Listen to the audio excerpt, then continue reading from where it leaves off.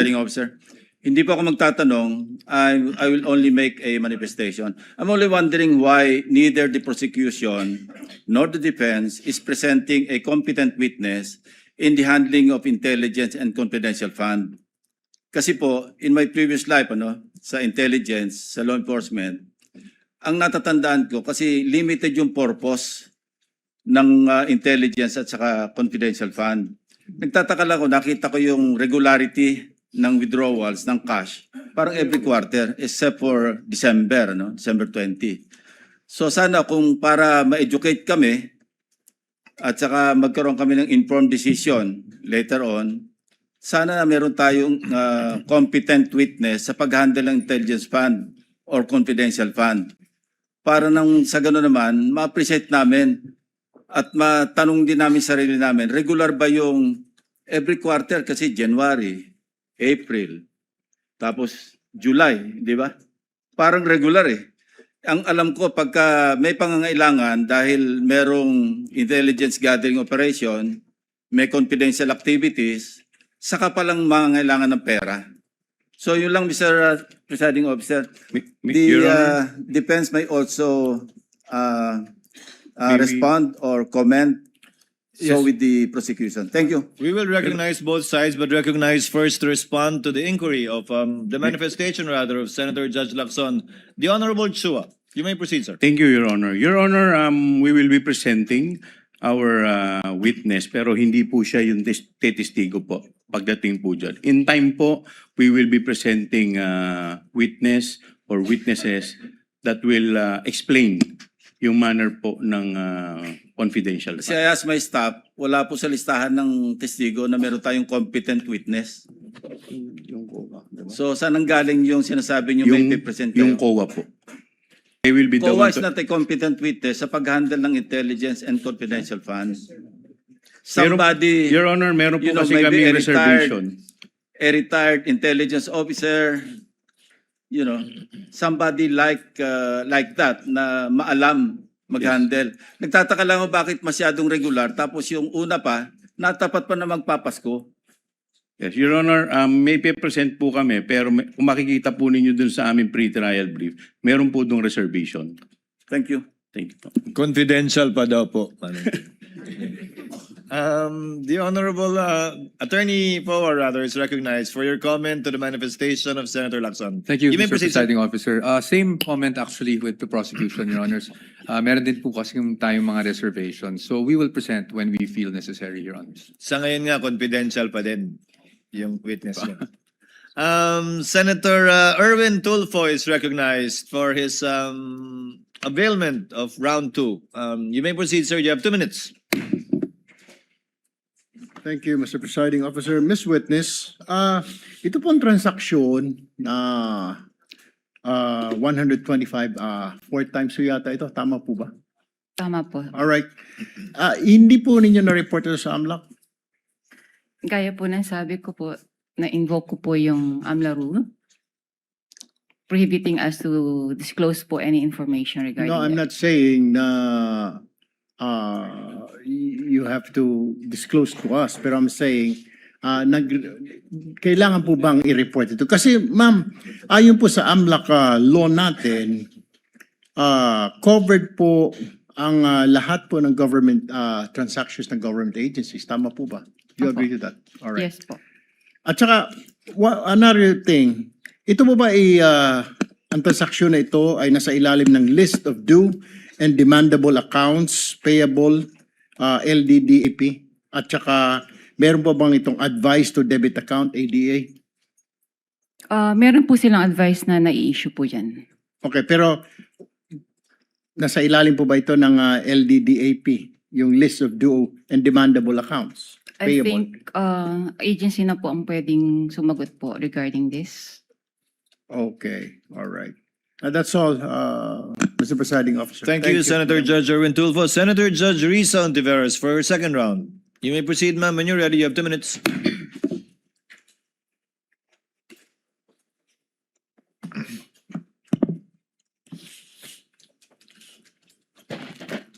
Salamat po, Mr. Presiding Officer. Madam Witness, yung unusual pa rin, bago ibang tanong. Sinabi nyo kanina sa prosecution may cash involved limit. Magkano po yung cash involved limit Sa branch po sa namin. branch ninyo?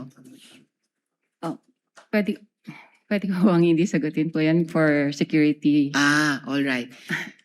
Then hindi ko itatanong yung follow-up question doon. Ito na lang. Sabi po ninyo, wala ang branch ninyo ng ganyang amount. Kung pwede nyo sabihin, magkano po ang halaga na meron ang branch nyo? Yung malaki po kasi amount. So in Yes. any given day po kasi talagang wala po kaming branch. So pwede ko po in average kung ano lang po yung sa tingin namin na kasya po yung during the operational transactions po ng branch. for the Magkano day. po yung average na yon sa branch nyo? Transactions for the day? For us mga ano po, maybe mga 20 M po. 20 M. So ito pong 125 million ay times 6 po dun sa average na transaction sa branch nyo in a given day. Opo. Okay. And then sabi nyo rin po kanina sa prosecution, kailangang tawagan ang cash center ninyo para i-transact yung amount. Magkano po yung floor ulit na halaga para kailangan yung tawagan ang cash center ninyo? Any cash requirements naman po ay tinatawag namin sa cash center po namin for assistance. Okay. Would you say anything above 20 million, kailangan kayong tumawag sa cash center? Kahit po less than, basta po requirement po namin sa branch for that day, sa daily operations po namin. And yung 125 million na yon ay lampas sa kaya ng branch nyo in that day? Opo. Okay. Kaya unusual ang sinabi nyo kanina sa Opo. prosecution. Opo. Okay po. In total, kalahating bilyong piso in cash ang winidraw ng Office of the Vice President sa branch ninyo. Sa experience nyo po, karaniwan rin po bang mag-withdraw ang isang ahensya ng ganyang halaga, kalahating bilyong piso, in cash, sa loob lamang ng 8 buwan? Hindi ko po yun masasagot kasi yung agency po maybe ang dapat pong sumagot about it. Oh, pero para sa branch po ninyo, naranasan nyo na po ba in the higit 3 dekadang nagtrabaho kayo sa Land Bank na merong alinmang ahensyang nag-withdraw ng ganyang halaga, kalahating bilyong piso in cash sa loob lamang ng less than 3/4 of a year?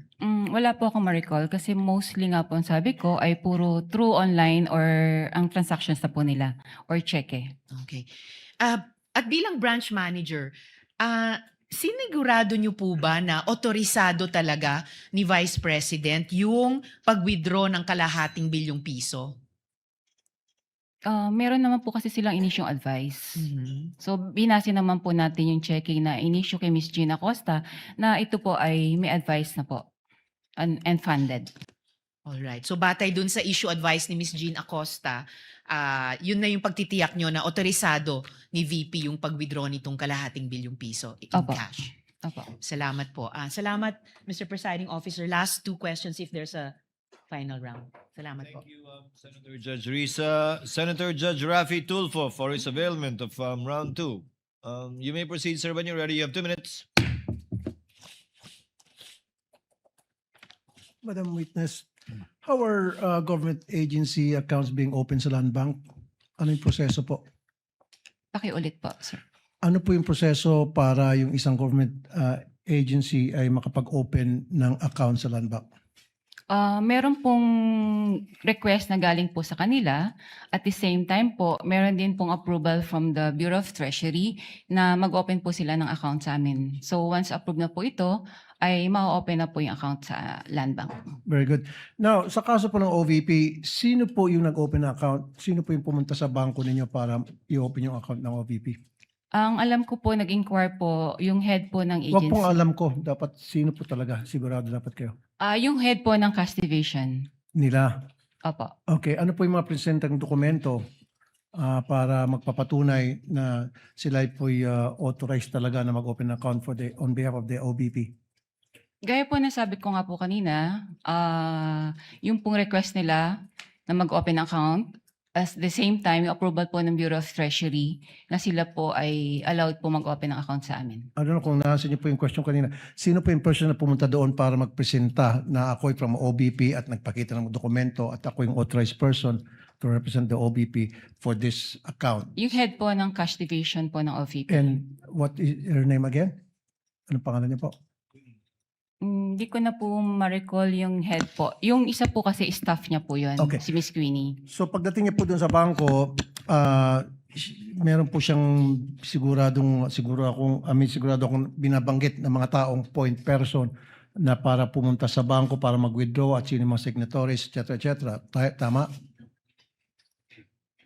Pakiulit po ang tanong, Your Honor. Kasi po yung sa cash division, hindi mo na maalala ang pangalan ng tao ulit? Yung head ng cash division, hindi ko na po ma-recall. Okay, sige. Yung head ng cash division, pumunta doon ng open account. So, doon nagkakaroon na agad ng arrangement para sabihin sa inyo na ang pwede lang mag-withdraw ay si ganito at kasama si ganito. Wala pong ganong arrangement. Wala.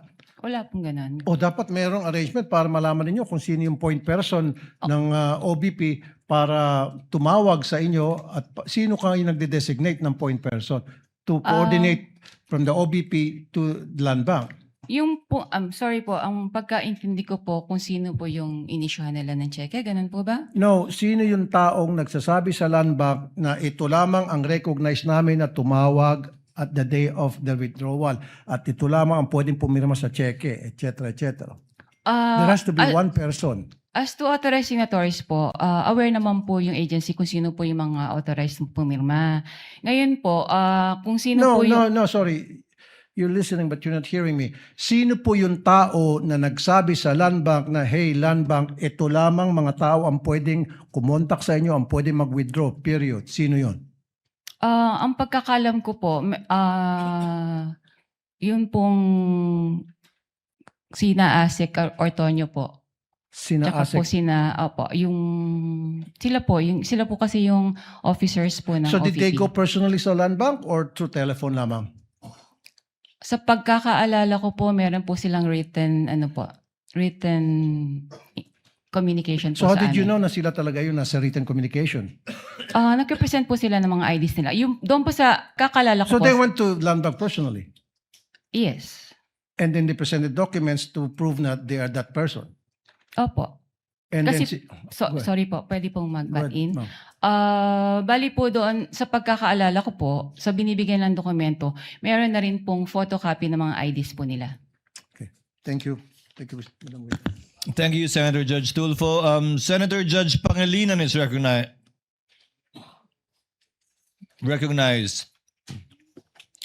for his round 2 availment. You may proceed, sir, when you're ready. You have 2 minutes. Thank you.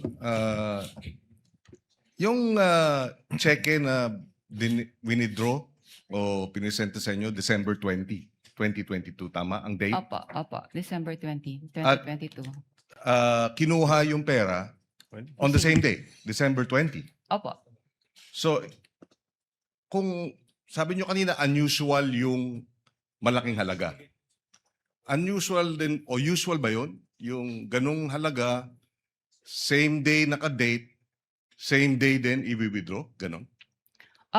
Bali nga po, Mabilis ba yun? may prior notice po sila, ang agency, na meron silang magkakaroon po sila ng ganong encashment. So as to 2 days date- before? Opo. So, yung pong December naman po kasi, pwede naman po nilang gawin yun on the same day. Kasi po, pag December, merong regulation naman po ang Bureau of Treasury. Kapag po December, hindi na po natin siya inihintay ang 24 hours or to 48 hours na ano po. Yes. So, Na but if grace you period. combine both, the huge amount, which is unusual, and the same day dated check Transaction. and the same day withdrawal, is that usual?